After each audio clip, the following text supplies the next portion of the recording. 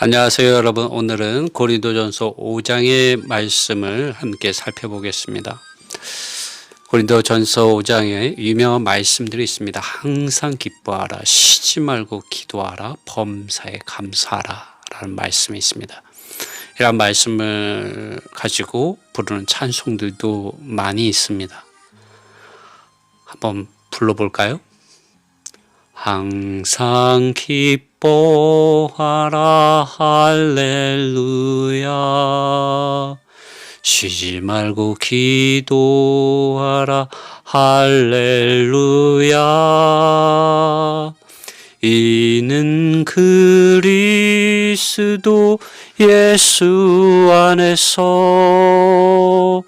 너희를 향하신 하나님 뜻. 우리가 이러한 찬송을 부를 때 이 말씀의 의미를 깊이 안다면 이러한 찬송들이 또 우리 안에서 큰 기쁨과 또 은혜가 될 것입니다. 오늘 데살로니가전서 5장을 통해서 이 말씀들의 의미를 한번 살펴볼까 합니다. 데살로니가전서는 사실 하나님의 아들 예수 그리스도의 복음의 말씀과 능력과 큰 확신과 성령 안에서 이 복음의 이러한 사역을 수행하는 데살로니가에 있는 교회의 성도들에게 바울이 이 믿음의 선한 싸움을 흔들리지 말고 견고하게 서서 이 끝까지 이런 믿음의 경주를 달리며 싸우라고 주는 이러한 격려의 편지입니다. 바울은 데살로니가에 있는 교회의 형제자매들이 또 성도들이 하나님의 복음의 제사장들로서 온전히 나타나기를 원했습니다. 사실 이 데살로니가에 있는 교회는 온 마케도니아와 온 아가야, 지금의 그리스 지방, 그리스죠. 그리스 나라고 그곳에 고린도에 있는 교회가 있었습니다. 그곳에까지 이 데살로니가 교회에 있는 이 성도들이 주님을 향한 그 믿음의 이러한 본이 그들에게 전파되었습니다. 영향력을 가지고 있었습니다. 바로 이러한 성도들이 환난 가운데서 흔들리지 않고 항상 주님 안에서 굳게 서 있고 예수 그리스도의 복음의 증인들로 사역자들로 나타나도록 그들에게 필요한 이러한 생활들을 그들에게 데살로니가전서 5장에서 말해주고 있습니다. 그 첫 번째가 항상 기뻐하라는 것입니다. 하나님의 아들 예수 그리스도의 복음 안에서 사는데 필요한 것은 사실 우리에게 은혜가 필요합니다. 또 그분의 말씀이 필요합니다. 또 그분의 성령이 필요하고 또 여기 바울이 말하는 데 있어서 항상 기뻐하는 것이 필요하다고 말하고 있습니다. 왜 우리가 항상 기뻐해야 할까요? 왜냐하면 하나님의 아들 예수 그리스도의 복음 안에는 은혜만 있는 것이 아니라 환난과 고난과 또 하나님의 아들 예수 그리스도께서 주신 이 신약의 이러한 사역의 말씀을 순수하게 믿고 받아들이고 그것을 추구할 때, 그것을 또 가르치고 전파할 때 거기에 고난이 따라오게 되고 거기에 비방이 따라오게 되고 또 사람들로부터 또 종교적인 사람들로부터 오해와 거짓말과 조롱과 멸시와 박해와 심지어는 추방당하는 것, 또 희생과 수고와 눈물이 있게 되기 때문입니다.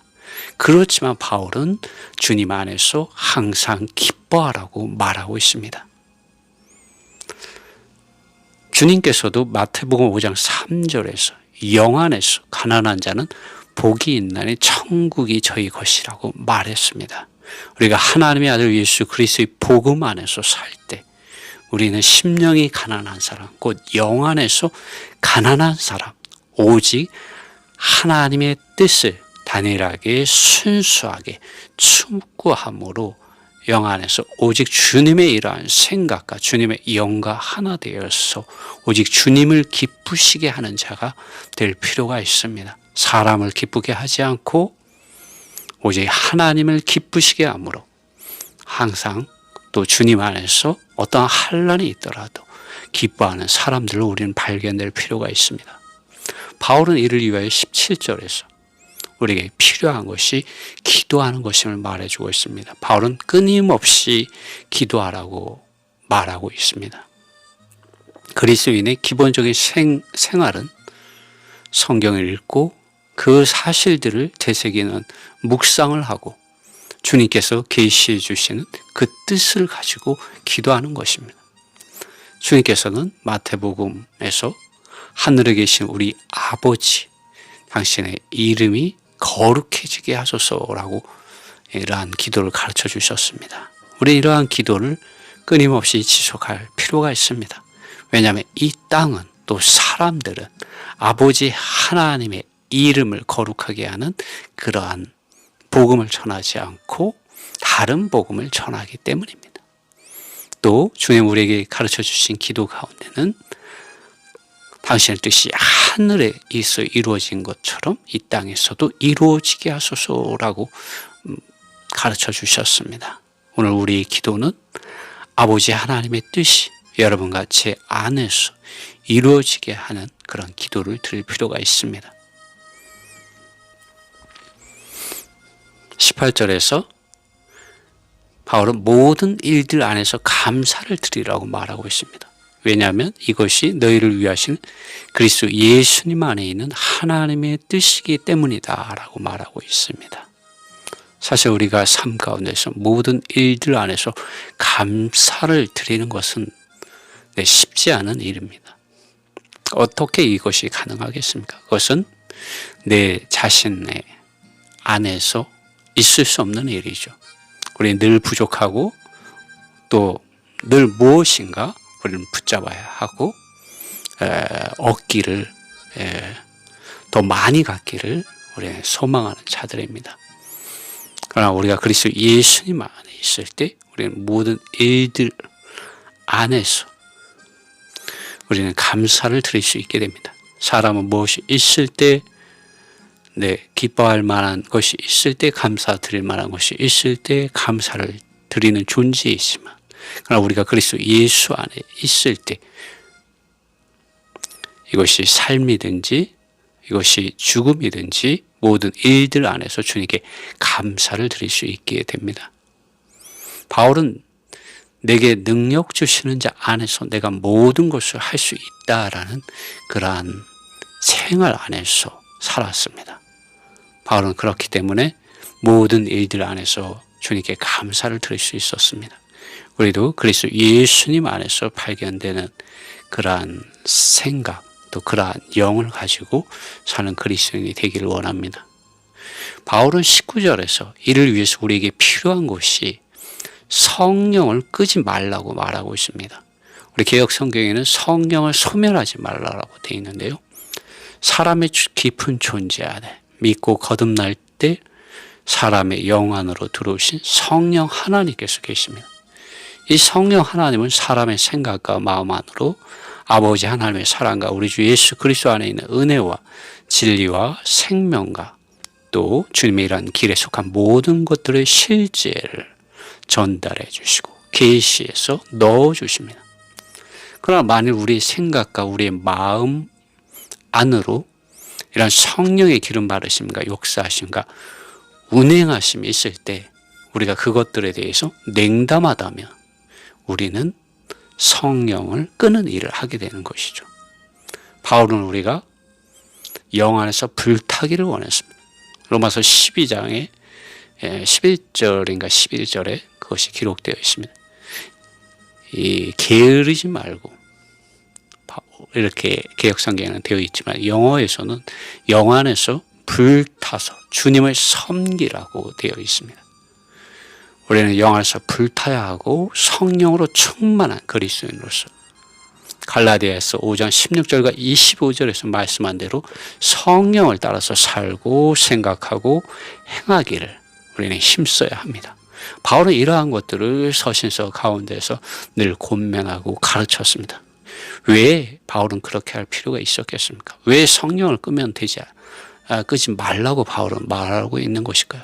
왜냐하면 이것이 새 언약의 사역의 실제 안으로, 그리스도 예수님 안에 있는 새 언약의 실제 안으로 우리가 들어가게 하는, 또 그것을 실제적으로 알게 하고 체험하게 하고 살아내게 하는 이런 통로이기 때문입니다.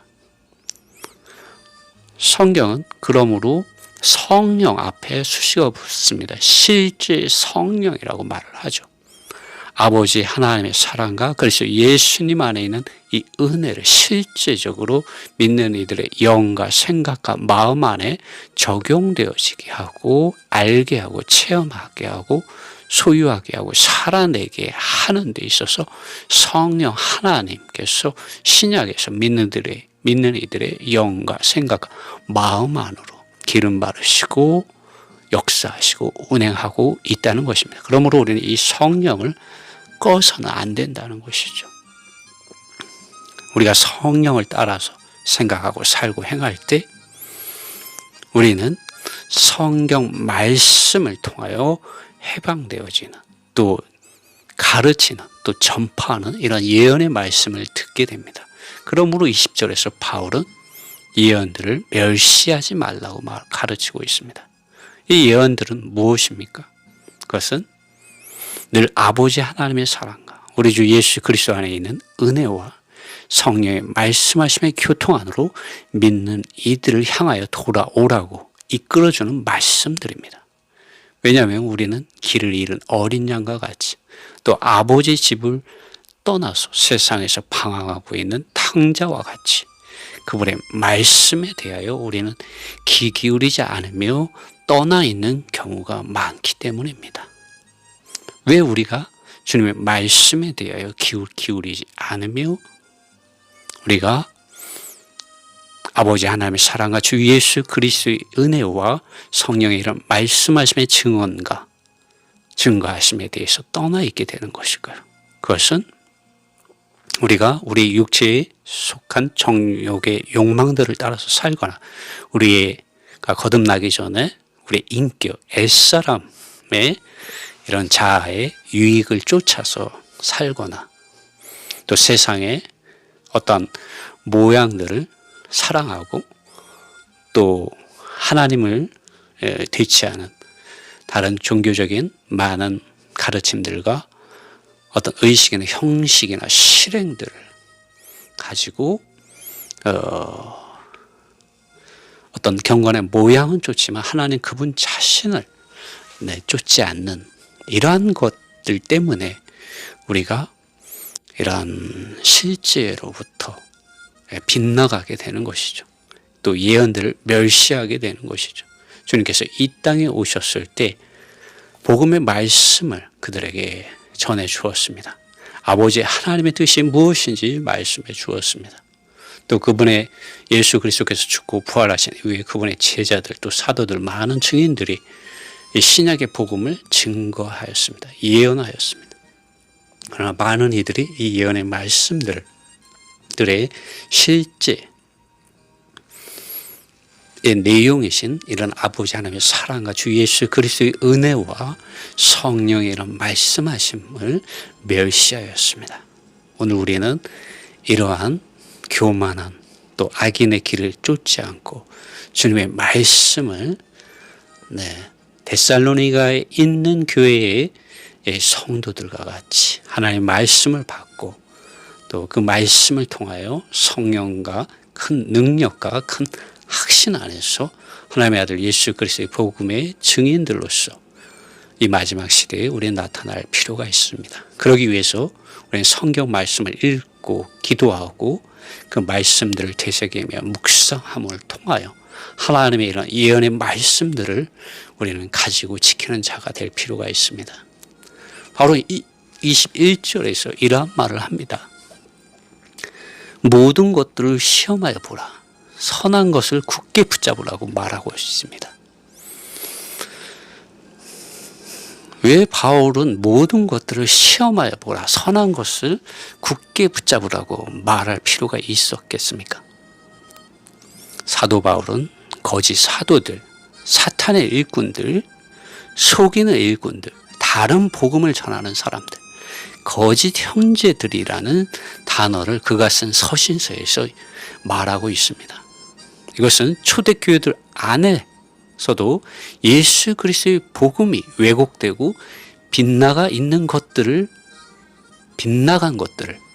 가르치는 이들, 전파하는 이들이 있었고, 또 초대교회들 안에서 그것들이 적지 않게 영향을 주고 있었다는 것을 우리는 알 수가 있습니다.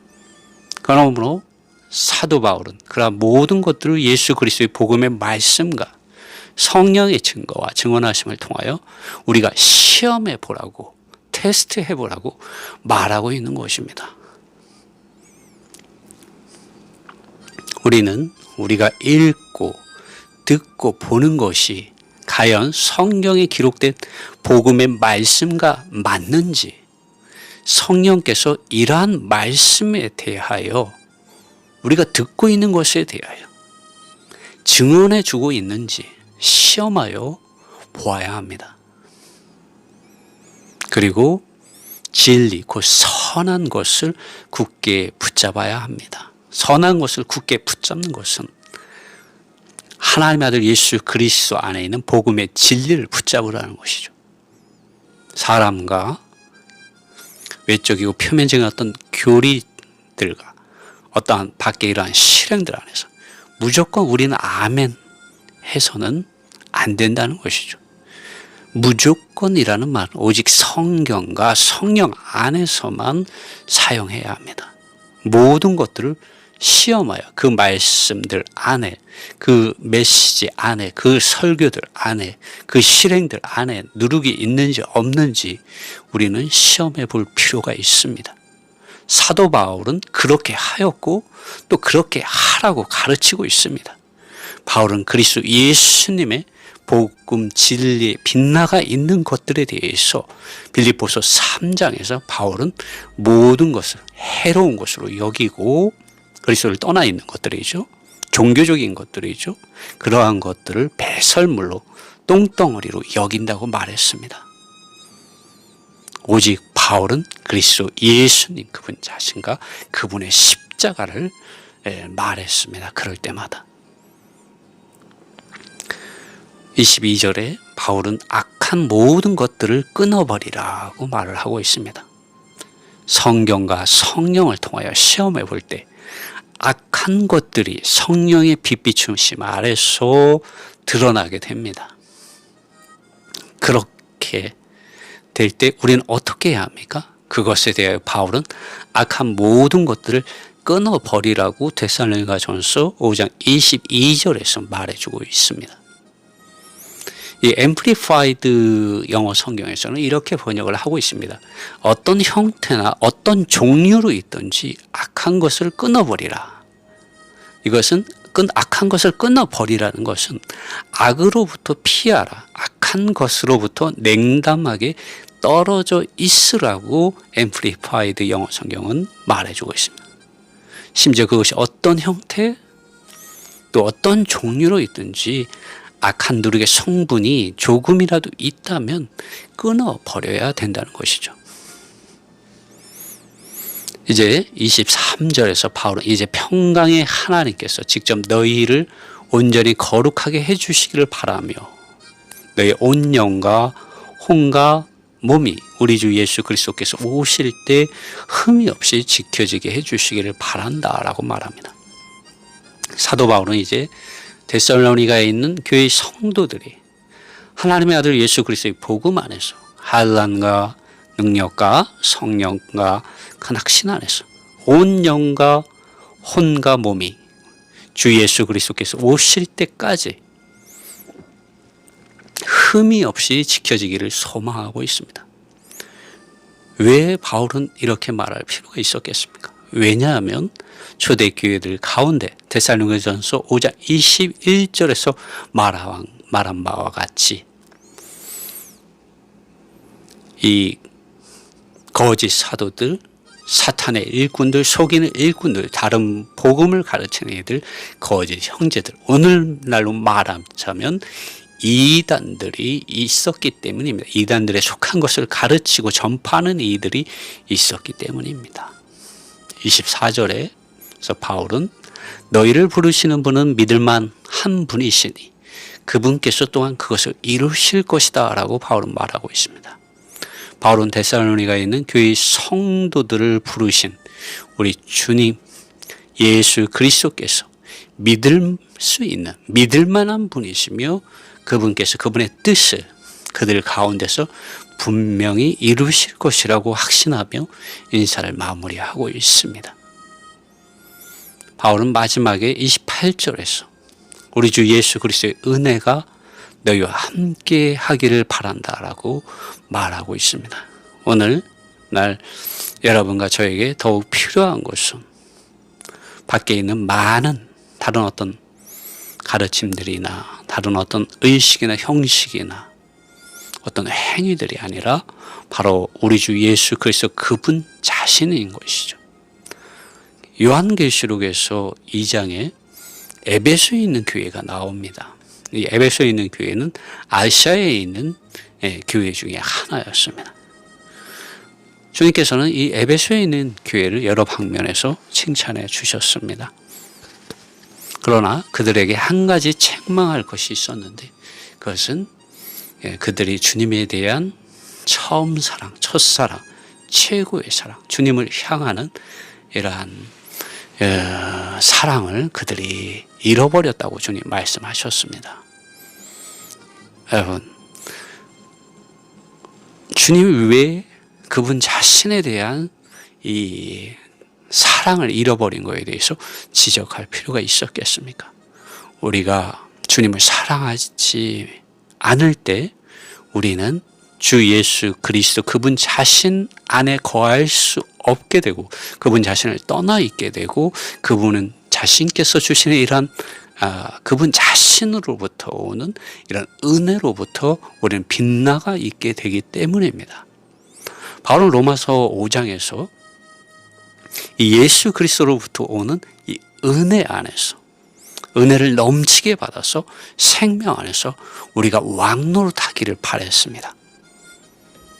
또 그렇게 된다고 바울은 말하고 있습니다. 그러나 우리가 이 예수 그리스도를 떠나 있을 때 우리는 예수 그리스도 안에 있는 은혜로부터 빗나가 있게 되고 우리는 하나님께서 그리스도 예수님 안에서 약속한 그러한 길, 그러한 진리, 그러한 생명 안에서의 하나님의 온전한 구원에 이룰 수 없게 됩니다.